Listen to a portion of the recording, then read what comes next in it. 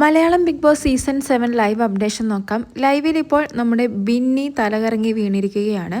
രാവിലെ ഇവർക്ക് captaincy task ഉണ്ടായിരുന്നു. ശൈത്യ, അപ്പാനി, ബിന്നി ഇവർ 3 പേരാണ് അതിൽ പങ്കെടുത്തിരുന്നത്.